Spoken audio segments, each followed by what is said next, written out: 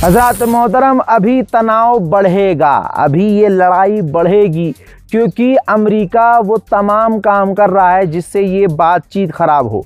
असल में गल्फ़ देशों को जितना नुकसान हुआ है उंगलियों पर गिना नहीं जा सकता। गल्फ़ देशों को गारंटी दी थी अमेरिका ने कि आप हमारा साथ दीजिए, हम आपको हर तरीके से बचाएंगे। लेकिन दुनिया ने देखा कि अमेरिका ने बचाया तो नहीं, बेचारे गल्फ़ वालों को पिटवा और दिया। अब गल्फ़ का तगड़ा नुकसान हुआ। अब गल्फ़ कहीं ना कहीं ये उम्मीद कर रहे हैं कि जो हमारा नुकसान हुआ है वो अमेरिका हमें चुकाए। तो यहाँ पर डोनाल्ड ट्रंप ने खेल खेला है कि डोनाल्ड ट्रंप प्लान ये कर रहा है कि अरबों का जो नुकसान हुआ है, जितना भी अरबों का नुकसान हुआ है, उसको ईरान की प्रॉपर्टीज़ जो उसने ज़ब्त की है अमेरिका ने, वो बेचकर वो पैसा गल्फ़ देशों को दिया जाए। अब दूसरी तरफ आप ये देखिए, जहां ईरान अपने नुकसान की भरपाई की मांग कर रहा है, वहां ईरान की ही प्रॉपर्टी ज़ब्त करके अरबों को ईरान का पैसा दे देना, जाहिर सी बात है अब इससे और तनाव बढ़ने वाला है। मोसाद के पूर्व चीफ ने बड़ी बात कही है। उन्होंने कहा कि ईरान की सरकार ज़रूर गिरेगी, हम उस पर ऑलरेडी काम कर रहे थे और वो सरकार गिरने वाली थी, लेकिन तभी अमेरिका ने ईरान पर हमला कर दिया तो हमने अपना ऑपरेशन रोक दिया। आने वाले समय में ईरान की सरकार ज़रूर गिरेगी। हज़रात, ऐसा बयान इंसान नशे में दे देता है तो हमें सीरियस नहीं लेना चाहिए। गांजा वांजा फूंक के आदमी बोल ही देता है कुछ भी। ईसाइयों के सबसे बड़े धर्म गुरु पोप ने बहुत बड़ी बात कही।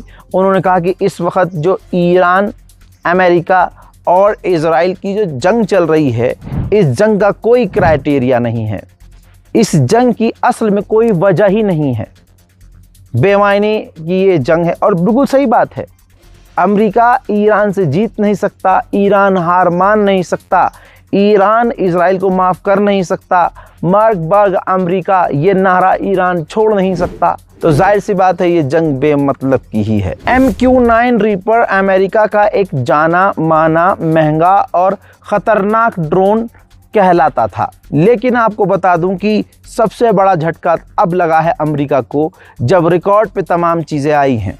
रिकॉर्ड पर यह है कि 30 MQ-9 रीपर तो अकेले ईरान ने मार गिराए हैं अमेरिका के, और उधर से हुतीज़ आए दिन अमेरिका के इन ड्रोन MQ-9 रीपर को मार गिराते हैं। तो अब अमेरिका सोच रहा है कि हमारे जो ये MQ-9 रीपर ड्रोन्स हैं, इनको बदल दिया जाए, रिप्लेस कर दिया जाए, क्योंकि इनका नाम पूरी तरह से ख़राब हो चुका है। दूसरी तरफ MQ-9 रीपर बनाने वाली कंपनी से अमेरिका को शिकायत तो है ही, लेकिन अमेरिका करे क्या? अमेरिका को तत्काल प्रभाव से इमरजेंसी में और MQ-9 रीपर चाहिए। तो MQ-9 रीपर ड्रोन जो कंपनी बनाती है, अमेरिका ने उस कंपनी से कहा कि हमें ड्रोन दो। तो MQ-9 रीपर बनाने वाली कंपनी ने कहा कि हमारे पास MQ-9 रीपर सिर्फ 10 हैं, हम 10 से ऊपर नहीं दे सकते, क्योंकि हमारे अभी तो भाई साहब प्रोडक्शन में चल रहा है मामला, अभी तो है ही नहीं हमारे पास। तो ये MQ-9 रीपर कंपनी का हाल है कि ईरान ने अमेरिका के इतने MQ-9 रीपर मार गिराए हैं कि कंपनी कह रही है कि हमारे पास सिर्फ अब 10 ड्रोन बचे हैं। कहने के लिए गुलाबी सूअर कह रहा था कि ईरान के ड्रोन, ईरान की मिसाइलें हमने ख़त्म कर दी हैं। भाई यहाँ तो उल्टा हो गया, यहाँ तो उल्टा अमेरिका के MQ-9 रीपर ड्रोन ख़त्म हो गए। ये तमाम सबूत के साथ चीज़ें हैं, हवाई बातें नहीं बोल रहा हूँ। और इसके बाद आपको बता दूं कि अमेरिका MQ-9 रीपर जो आदेश दे रहा है कि हमें चाहिए, वो उसे तुरंत प्रभाव से मिल नहीं सकता। तो आप समझ सकते हैं कि बेचारे को ये भी प्रॉब्लम है कि MQ-9 रीपर ड्रोन ख़राब है, इसको रिप्लेस करना है, और इतना फंसा हुआ है अमेरिका के जो बचे कुचे हैं वो लेने की तैयारी में है कि भाई जो है MQ-9 रीपर वही दो यार, बहुत मार रहा है ईरान। ईरान ने अपनी शर्तें 4 दिन पहले साफ कर दी थी कि आगे हम बात तभी करेंगे जब हमारे जो पैसे सीज़ किए हुए अमेरिका ने वो हमें अमेरिका लौटाए। डोनाल्ड ट्रंप की बयानबाजी की वजह से डोनाल्ड ट्रंप बेचारा खुद फंसा हुआ है, क्योंकि जब पुरानी सरकारों ने अमेरिका की, जैसे बराक ओबामा या फिर आप बाइडन या उससे पहले, डील कर कर के ईरान के जो उन लोगों ने पैसे रिलीज़ किए थे, तो डोनाल्ड ट्रंप उन नेताओं पर भड़का था कि ये देखो ईरान को पैसा दे रहे हैं, ईरान को पैसा रिलीज़ कर रहे हैं, ईरान को मजबूत कर रहे हैं, ईरान ये कर देगा, अब ईरान वो कर देगा। अब कहीं ना कहीं डोनाल्ड ट्रंप के मन में है कि ये डील करने के लिए ईरान की जो पहली शर्त है कि भैया हमारा पैसा रिलीज़ करो, तो वो हम कर देते हैं, लेकिन अगर मैंने ये रिलीज़ कर दिया पैसा तो जो बयान मैं उनके खिलाफ दे रहा था वही काम तो मैं कर दूंगा। बात मेरे ऊपर भी आ जाएगी कि भाई मैं भी पैसा रिलीज़ कर रहा हूं और मैंने भी पुराने राष्ट्रपतियों की तरह ईरान का पैसा रिलीज करके ईरान को मजबूत किया। अब यहाँ पर डोनाल्ड ट्रंप फंस गया और पैसा वो रिलीज करना नहीं चाह रहा है, और ईरान ने 4 दिन पहले ही क्लियर कर दिया है कि जब तक हमारा पैसा रिलीज नहीं किया जाएगा किसी भी तरह की ट्रील आगे नहीं होगी। मेरे दोस्तों, उधर लेबनान की औकात आपको पता है। लेबनान के लोग बेचारे मजलूम हैं, लाचार हैं, फंसे हुए हैं। इतना खूबसूरत मुल्क है लेबनान कि आप इमेजिन नहीं कर सकते, लेकिन जहां अमेरिका और इजराइल की नज़र पड़ जाए वो इलाका बर्बाद हो जाता है भाई। लेबनान पर इजराइल ने कब्जा किया हुआ है, लेबनान की आवाम परेशान है, लेबनान के आम लोग परेशान हैं, लेबनान की फ़ौज को इजराइल कत्ल कर देता है, बाद में सॉरी बोल देता है, बात वहाँ ख़त्म हो जाती है।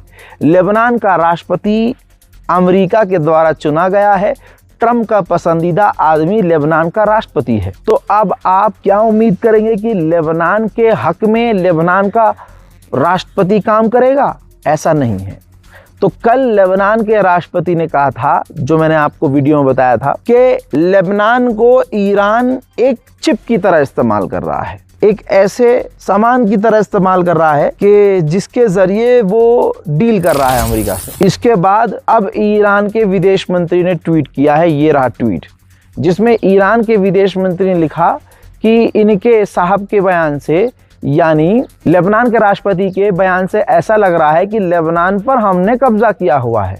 लेबनान के राष्ट्रपति इन साहब के बयान से लग रहा है कि इन पर जुल्म हम कर रहे हैं, हमने इनको इनके घरों से निकाला हुआ है। फिर इन्होंने मुखातिब करके लेबनान के राष्ट्रपति को कहा कि आप अपने असली दुश्मन को पहचानिए और असली दुश्मन को अपने घर से निकालिए। यानी लेबनान के राष्ट्रपति को पूरी तरह से नंगा कर दिया है ईरान ने। सोचिए ना, नंगा करने की ज़रूरत भी नहीं है, सारी दुनिया को पता है कि लेबनान का राष्ट्रपति क्या है और लेबनान की फ़ौज उनकी क्या ही औकात और कितना ही दम है। भाई कमांडर इन चीफ मार दिया लेबनान का, जनरल कमांडर मार दिया इजराइल का, फ़ौज पे फ़ौज मार रहा है लेबनान के, और लेबनान के राष्ट्रपति के मुंह से कुछ निकल नहीं पा रहा है। ये औकात है। सोचिए, लेबनान का राष्ट्रपति उल्टा ईरान के खिलाफ जहर उगल रहा है, लेकिन बेचारा ईरान लेबनान के लिए लगातार बोले जा रहा है। लेबनान कह रहा नहीं भाई हमें मरने दो, हमें हमारी तो अम्मा बहनें को होने दो, कोई दिक्कत नहीं, लेकिन तुम मत बोलो। दुनिया करिए, ये कोई बात हुई? तेरे लिए बोलने का हमारे बस में नहीं, और तेरे लिए जो बोल रहा है तू उसे कह रहा है कि नहीं भाई साहब तुम हमारे बस में नहीं, तुम मत बोलो। ईरान ने, पूरी दुनिया खामोश रही, पूरा अरब खामोश है। लेबनान के 3 फौजी जिसमें 1 ब्रिगेडियर कमांडर है, इजराइल ने कत्ल कर दिया, पूरा अरब खामोश रहा। कौन बोला? ईरान बोला। ईरान ने निंदा की। ईरान ने कहा कि ये जो 3 फौजियों को मारा है इजराइल ने, और अक्सर वो लेबनान के फ़ौज को भी निशाना बना रहा है। ये साफ दिखा रहा है और दिख रहा है कि इजराइल लेबनान के फ़ौजियों में, सिविलियंस में और लड़ाकुओं में और हिजबुल्लाह में कोई फ़र्क नहीं कर रहा है। वो लगातार एक तरफा सबको मार रहा है, और हम इसके इस कृत्य की निंदा करते हैं, इस कांड की निंदा करते हैं, और अरब दोस्तों खामोश हैं। बुराई ईरान की करवा लो, लेकिन चारों तरफ से लेबनान के राष्ट्रपति की आलोचना होने लगी। लेबनान के राष्ट्रपति की वहाँ की आवाम खुद आलोचना करने लगी, नाराज़ है लेबनान के राष्ट्रपति से। वहाँ की आवाम लेबनान के राष्ट्रपति को अच्छे से जानती है कि अमेरिका का ये टटपूंचिया है। जिसके बाद लेबनान के राष्ट्रपति ने बड़ा एक अच्छा बयान दिया, जिसमें उन्होंने कहा कि इजराइल हमारे मुल्क पर कब्ज़ा कर रहा है, हमारे इलाकों पर कब्ज़ा कर रहा है, हमारे घरों को, हमारे गाँव को फ्लैटन कर रहा है, बम लगाकर उड़ा रहा है और इलाके को समतल कर रहा है, हमारी ज़मीन, हमारे बॉर्डर, हमारी जगहों पर कब्ज़ा कर रहा है, हमारे मकानों को उड़ा रहा है, और ऐसा करके इजराइल कुछ हासिल नहीं कर सकता। ये वॉर क्राइम है। लेबनान के राष्ट्रपति ने आगे ये भी कहा कि हिजबुल्लाह एक सोच है, हिजबुल्लाह एक सोच है। अगर इजराइल को लग रहा है कि वो हिजबुल्लाह को ख़त्म कर देगा तो ऐसा नहीं हो सकता। इससे पहले भी कई बार हिजबुल्लाह को ख़त्म करने की कोशिश की लेकिन नहीं हुआ, क्योंकि हिजबुल्लाह एक आइडिया का नाम है, एक सोच का नाम है। वो सिर्फ एक बहाना है इजराइल का, और हिजबुल्लाह के बहाने से इजराइल लेबनान पर कब्ज़ा कर रहा, हमारे मुल्क पर कब्ज़ा कर रहा है। वरना सोचिए, इतने समय तक हमास से लड़ा इजराइल, और गाज़ा में आज भी हमास मौजूद है। क्यों? क्योंकि हमास एक सोच का नाम है। हजरात, ये बयान बिल्कुल जेन्युइन है, हकीकत है, सही है। अब आप सोच सकते हैं कि बेचारे की तकलीफ़ कितनी बड़ी है कि ईरान का साथ दे भी नहीं सकता, ईरान की हेल्प को कबूल भी नहीं कर सकता, और अपने लोगों को खुश करने के लिए हिजबुल्लाह और हमास के समर्थन में बयान भी दे रहा है। कंफ्यूज है बेचारा बहुत लेबनान का राष्ट्रपति। हज़रात मोहतरम, उधर हिजबुल्लाह ने लेबनान में ही इजराइल के फ़ौजियों पर फिर से निशाना साधा, और इस हमले में लेबनान के अंदर इजराइल के 2 फ़ौजी वासिले जहन्नम हुए हैं। आदत से मजबूर इजराइल आतंकी मिजाज ने एक बार फिर से गाज़ा पर तगड़ी बमबारी की है, और बड़ी बमबारी की। इस बमबारी में गाज़ा के अंदर 6 लोगों की मौत हुई है और 15 से ज़्यादा लोग घायल हुए हैं। तमाम अरब खामोश हैं। दुनिया अपनी आंखों से देख ले, कानों से सुन ले कि अरब अभी भी खामोश हैं। 3 साल नरसंहार करने के बावजूद इजराइल आज रुका नहीं है। फ़िलिस्तीन के वेस्ट बैंक से लेकर दूसरे इलाकों पर वो खुल्लम खुल्ला कब्ज़ा कर रहा है। वो चीज़ सेम लगातार 3 साल से लगातार चल रही है। मजाल है कि सऊदी अरब, UAE, Bahrain, Kuwait, Qatar, Oman कोई बोला हो, निंदा के अलावा इन्होंने कुछ नहीं किया। अगर ईरान ने लेबनान फ़िलिस्तीन का नाम लेकर लड़ाई शुरू की, और हाँ, ईरान पर हमला हुआ तो ईरान ने अपने लिए लड़ाई शुरू की, लेकिन जब अपनी लड़ाई उसने शुरू की तो उसने फ़िलिस्तीन का नाम भी लिया, गज़ा का भी नाम लिया, लेबनान का भी नाम लिया, बैतुल मुक़द्दस का भी नाम लिया। लेबनान का तो लिया ये सबसे पहले, वो तो शर्त में ही है। लेकिन क्योंकि बचपन से हमें नफ़रत करना सिखाया गया है, शिया समुदाय से नफ़रत को, चाहे वो हक पे हो, हमें नफ़रत। लेकिन अल्हम्दुलिल्लाह आज अहले सुन्नत को, आज हमारे उलमाए कराम को आप हक बयानी करते हुए सुनेंगे। आज ईरान का साथ दुनिया का हर मुसलमान दे रहा है अल्हम्दुलिल्लाह। लेकिन 10 में से 1 आपको मिल जाएगा जहर उगलने वाला। ये कौन है? ये अमेरिका और मोसाद की एजेंसियां जिन मुसलमानों के ज़रिए ऐसे छोटे मोटे क्रिएटर्स को ख़रीद लेते हैं। आपको पता है ना, इज़राइल के अंदर की ये ख़बर आपको मैं 4 महीने पहले बता चुका हूँ कि इज़राइल और अमेरिका मिलकर पूरी दुनिया में जगह जगह बड़े बड़े देशों में, जैसे Bharat, Germany, France, Australia, Britain, Indonesia, इन तमाम देशों में अच्छा पैसा इन्वेस्ट कर रहे हैं उन क्रिएटर्स के ऊपर जो उनकी तारीफ़ करें। अगर कोई हिंदू इज़राइल की तारीफ़ करेगा तो ये इज़राइल के लिए बड़ी बात नहीं होगी। मुसलमान कोई इज़राइल की तारीफ़ करेगा तो ये बड़ी बात होगी। तो यही खेल रहा है। हम में से बीच में से कोई उठकर ईरान की बुराई कर रहा हो ना हजरात, तो उसमें और यजीद में कोई फ़र्क मत समझना। हम मुसलमानों में गद्दारों की कमी नहीं है, ये बात मैं खुलकर ऑन कैमरा बोलता हूँ। आज मुसलमान चारों तरफ से पिट ही इसलिए रहा है, जलील और रुस्वा ही इसीलिए हो रहा है क्योंकि हम अपनों से गद्दारी कर देते हैं। हम अपनों के सगे हैं ही नहीं।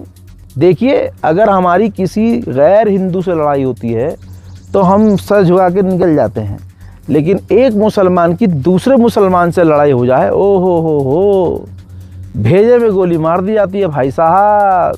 ऐसे ईमान की लड़ाई समझ के लड़ता है मुसलमान आज का। जिससे लड़ना है उससे लड़ने की औकात नहीं है, लेकिन आपस में नफ़रत की इंतहा आप महसूस कर सकते हैं। हज़रात, जो पहले पूर्व पॉप थे, पॉप फ्रांसिस, जो गाज़ा के हक़ के लिए खुल्लम खुल्ला बोला करते थे, और उन्होंने अपनी गाड़ी को गज़ा के बच्चों के नाम कर दिया था।